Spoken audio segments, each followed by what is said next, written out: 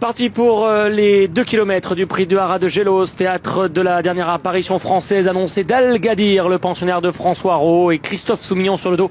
Parti pour le moment en 7-8e position d'un peloton qu'emmène pour l'heure le 7 Kissora Star, qui est à la tête et la corde, pendant que celui qui pourrait servir un peu de leader pour décanter la course, Kodiak, l'autre atout de François Rohaut, galope pour le moment 2e. La Caro du Croate évoluant en 3e position, plutôt le long de la corde, avec à son extérieur pour l'heure le numéro 6 Al-Murjana.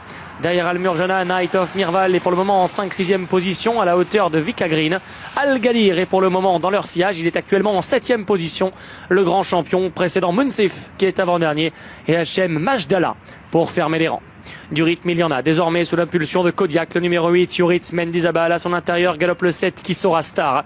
En 3e position, Al-Murjana précède la Caro du Croate. Derrière, c'est le 10, Night de Mirval à l'outsider devant Vika Green. Al-Gadir qui ronge encore son frein à l'arrière, précédant Munsif et Hachem Majdallah. Le bout bientôt de la ligne opposée, avec Kodiak qui amène toujours un rythme sélectif. En 2e position, le long de la corde, l'outsider Kissora Star.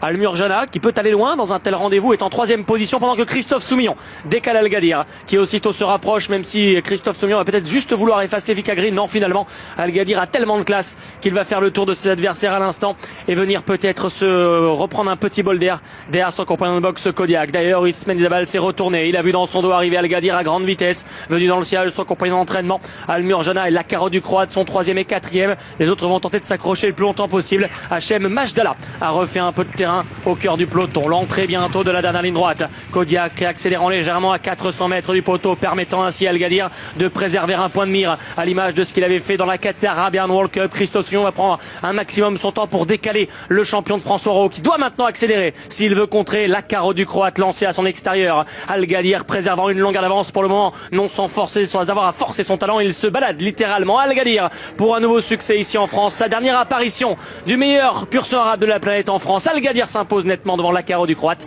Kodiak est un bon 3e. Il a longtemps tenu la dragée auto principaux favoris. La 4e place est prise en net retrait le long de la corde, peut-être par le 4, Hachem Majdallah.